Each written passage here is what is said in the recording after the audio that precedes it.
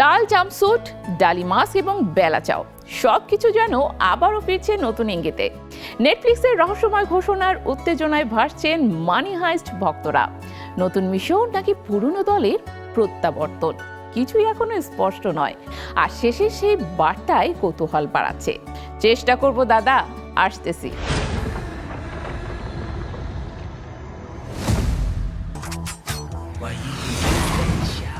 বিশ্বজুড়ে কোটি দর্শকের হৃদয়ে জায়গা করে নেওয়া স্প্যানিশ সিরিজ মানি হেইস্ট আবারও ফিরেছে নতুন রূপে।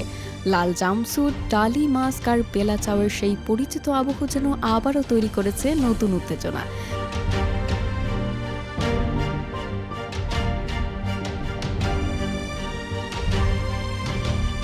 দীর্ঘদিন ধরে ভক্তদের প্রশ্ন ছিল, পঞ্চম সিজনের পর কি সত্যি শেষ হয়ে গেছে প্রফেসরের গল্প? এবার সেই প্রশ্নের উত্তরই নতুন ইঙ্গিত দিল নেটফ্লিক্স।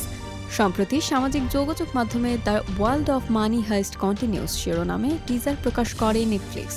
ছোট্ট সেই ঘোষণায় ভক্তদের মনে নতুন আলোড়ন তুলেছে। যদিও এখনও পরিষ্কারভাবে জানানো হয়নি এটি মূল সিরিজের ষষ্ঠ সিজন নাকি আরেকটি স্পিন অফ।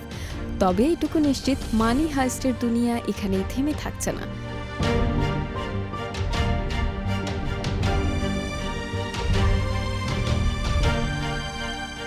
এদিকে আগামী 15ই মে মুক্তি পেতে যাচ্ছে বার্লিনের দ্বিতীয় season, Berlin and the lady with an ermine. সিজনটির নতুন পোস্টার ও টিজারে আবারও ফিরে এসেছে সেই পরিচিত লাল কালো আবহ। সেখানে বেলা চাওয়ের আবেগঘন ইঙ্গিত যেন দর্শকদের মনে করিয়ে দেয় এই বিদ্রোহের এখনও শেষ হয়নি। Admiro su talento. Quiero que robe para mí un cuadro de Leonardo da Vinci, La Dama del Armiño. নতুন টিজারে দেখানো হয়েছে রয়্যাল মিন্ট ও ব্যাংক অফ স্পেন ডাকাতির কিছু স্মরণীয় মুহূর্ত। পাশাপাশি মিলেছে নতুন অভিযানের আভাসও। ফলে দর্শকদের ধারণা, এবার হয়তো প্রফেসরের দলকে আবারও দেখা যেতে পারে নতুন কোনো মিশনে। আবার কেউ কেউ মনে করছেন কর্নেল তামায়োকে ঘিরেও আলাদা তৈরি গল্প হতে পারে। সিরিজটিতে প্রফেসর চরিত্রে অভিনয় করা আলভারো মর্টে সম্প্রতি এক অনুষ্ঠানে জানান, মানি হাইস্ট ইউনিভার্সের ভবিষ্যৎ নিয়ে বড় পরিকল্পনা রয়েছে। অন্যদিকে নির্মাতা অ্যালেক্স পিনা ইতিমধ্যেই এই ফ্র্যাঞ্চাইজিকে আরও বিস্তৃত করার ইঙ্গিত দিয়েছেন। একসময় স্পেনে বন্ধ হওয়ার আশঙ্কায় থাকা এই সিরিজই পরে নেটফ্লিক্সে এসে বিশ্বজুড়ে পপ কালচার আইকনে পরিণত হয়।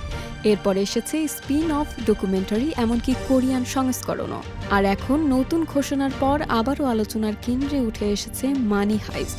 এখন শুধু অপেক্ষা, আবারও কি পর্দায় ফিরবে সেই বিখ্যাত ডাকাত দল, নাকি সম্পূর্ণ নতুন কোনো পরিকল্পনায় দর্শকদের সামনে হাজির হবে মানি হাইস্টের নতুন অধ্যায়? উত্তর মিলবে খুব শিগগিরই।